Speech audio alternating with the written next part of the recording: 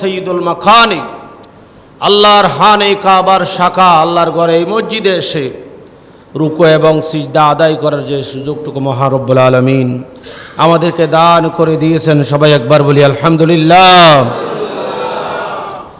সাথে সাথে লক্ষ কোটি দরুদ এবং সালাম প্রেরণ করছি মানবতার মুক্তির দিশারি রহমতুল লিল আলামিন শফিউল মুজনবিন নূরুন আলা নূর হাবিবি কিবরিয়া হুজুর পুর নূর সাল্লাল্লাহু তাআলা আলাইহি ওয়াসাল্লামার নূরানী রওজে পাক আল্লাহ রাব্বুল আলামিন আমাদের পক্ষ থেকে লক্ষ কোটি দরুদ এবং সালাম কবুল আর মঞ্জুর করুন, সবাই বলি আমিন। সম্মানিত হাজরিন, খুতবাওয়ালা খুতবার মধ্যে পবিত্র কালাম পাকের একটা আয়াত কারিমা এনেছেন,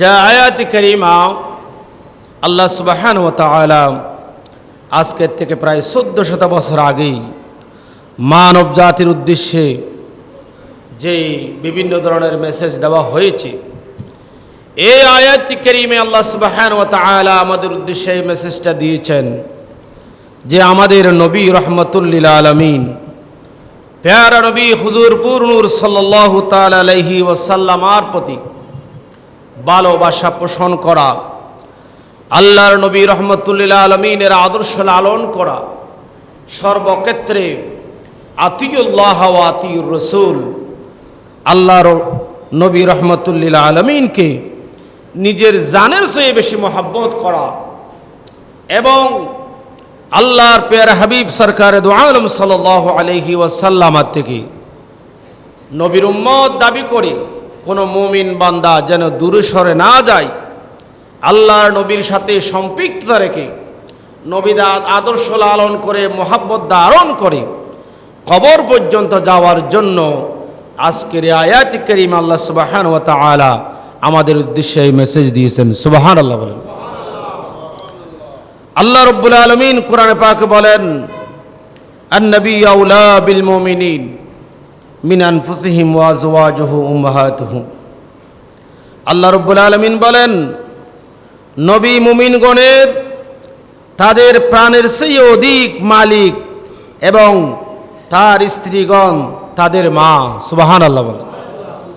আল্লাহর প্যারা হাবিব আমাদের জানের চেয়েও সব কিছুর মালিক, আল্লাহর নবী রহমতুল লিল আলামিন জানের চেয়ে অধিক প্রিয় আমাদের, এবং ওয়া উম্মাহাতুহুম এবং আল্লাহর প্যারা হাবিব সরকারে দু আলম সাল্লাল্লাহু আলাইহি ওয়াসাল্লামের যেই বিবিগণ তারা হলেন আমাদের মুমিন জাতির মা। সুবহানাল্লাহ।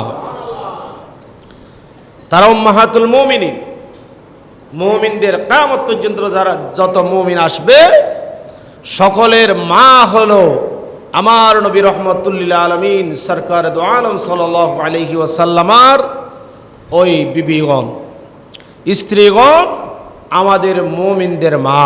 সুবহানাল্লাহ। আল্লাহর নবী রহমতুল লিল আলামিন সরকারে দু আলম সাল্লাল্লাহু আলাইহি ওয়াসাল্লাম মুমিনগণ যারা মুমিন দাবি করবে, যারা মুসলমান দাবি করবে, তাদের জানের চেয়ে অধিক প্রিয় এবং কাছে আল্লাহর প্যারা হাবিবকে মনে করতে হবে। সুবহানাল্লাহ। কারণ আল্লাহর নবী রহমতুল লিল আলামিন আমার নবী ছাড়া কোনো মুমিন হয় না। যেই কালিমা পড়ে আমরা মুসলমান হব, যেই কালিমা পড়ে আমরা মুসলমান দাবি করব, মুমিন দাবি করব, ওই কালিমাতে আল্লাহর নামের সাথে আমার নবীর নাম আল্লাহ রাব্বুল আলামিন সেটিং করে দিয়েছেন। সুবহানাল্লাহ। অন্য অন্য নবীরা আল্লাহর নবী রহমতুল লিল আলামিন ছাড়া আরো অনেক নবী রাসূল আল্লাহ রাব্বুল আলামিন এই জমিনে পাঠিয়েছিলেন। আমার নবী হলো শ্রেষ্ঠ নবী। আল্লাহ রাব্বুল আলামিন নিজেই বলে দিলেন, কতগুলো কয়েকজন নবীকে একজনের উপর আরেকজনকে আমি প্রাধান্য দিয়েছি। তিলকার রসুল ফাদ্দালনা বা'দাহুম আলা বা'দ। আমার নবী রহমতুল লিল আলামিন হলো শ্রেষ্ঠ নবী, নবীদের সরদার। সেজন্য আল্লাহ রাব্বুল আলামিন আমার নবীকে অন্য অন্য নবীদের সেই শ্রেষ্ঠত্ব দান করেছেন। সুবহানাল্লাহ বলেন। শ্রেষ্ঠত্ব দান করে আল্লাহ রাব্বুল আলামিনের নবীকে আল্লাহ রাব্বুল আলামিন মেরাজে নিয়ে গেলেন। অন্যান্য নবীরা জমিনে, আল্লাহ ছিলেন আসমানে। আল্লাহর সাথে নবীরা কথা বলেছেন, নবীরা ছিল জমিনে। আল্লাহ রাব্বুল আলামিন হলো আরশ আজিমে। আমার নবী রহমাতুল লিল আলামিন শ্রেষ্ঠ নবী হলো। আল্লাহ বলেন, ওগো আমার মাহবুব, আমি সব নবীর সাথে কথা বলেছি। মুসা কালিমুল্লাহ, ঈসা রূহুল্লাহ, আদম সফিউল্লাহ, সকলের সাথে আমি কালাম করেছি, কিন্তু সরাসরি নয়। আপনি হলেন আমার শ্রেষ্ঠ নবী, আপনি হলেন আমার মায়ার নবী। আপনার সাথে আমি কথা বলবো ফেস টু ফেস, আমার মাহবুব এবং আপনি।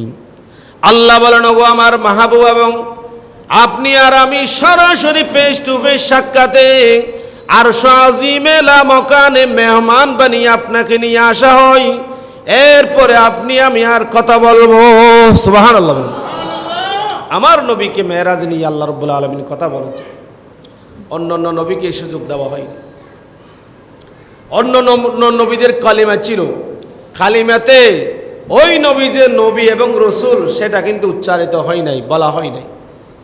আমার নবী রহমাতুল লিল আলামিনের কালেমা লা ইলাহা ইল্লাল্লাহ মুহাম্মাদুর রাসূলুল্লাহ সাল্লাল্লাহু আলাইহি ওয়াসাল্লাম।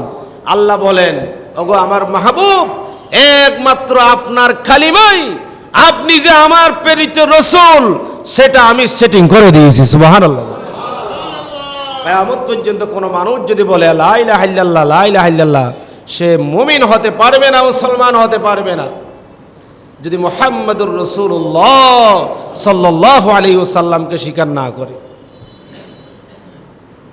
সেজন্য আল্লাহর নবী রাহমাতুল লিল আলামিনকে কেন মহব্বত করতে হবে? আল্লাহকে যদি কেউ পেতে চায়, নবীকে মহব্বত করতে হবে। সুবহানাল্লাহ বলেন।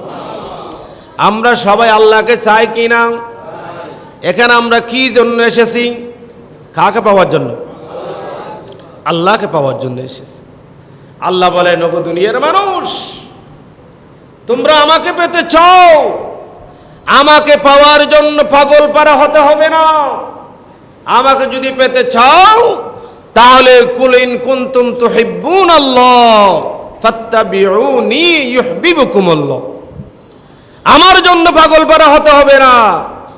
ফাত্তাবিউনি, আমার নবীকে মহব্বত করো, আমার নবীকে ভালোবাসো, আমার নবীর সুন্নাহ, আমার নবীর আদর্শ ধারণ করো, অন্তরে আমার নবীর ভালোবাসা রাখো। আমি আল্লাহ ইউহিব্বুকুমুল্লাহ, তোমাকে আমি নিজেই মহব্বত করব। সুবহানাল্লাহ। আল্লাহ রাব্বুল আলামিন বলেন, আমার নবীকে যদি মহব্বত করো, আমার নবীর আদর্শ যদি লালন করো সর্বক্ষেত্রে, আমি আল্লাহ তোমাদেরকে মহব্বত করব, তোমাদেরকে ভালোবাসবো। আর আমি আল্লাহর ভালোবাসা তোমাদের মতো নামের ভালোবাসা নয়। আমি আল্লাহ করে বান্দাকে যদি ভালোবাসি, আল্লাহ বলেন ইউহিব্বুকুমুল্লাহ ওয়া ইয়াগফির লাকুম যুনুবাকুম।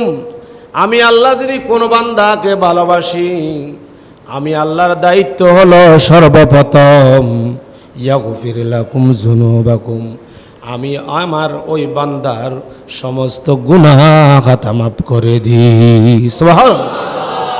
ইয়াগফির লাকুম যুনুবাকুম, আমার কোন বান্দা যদি আমার ভালোবাসা পেয়ে যায়,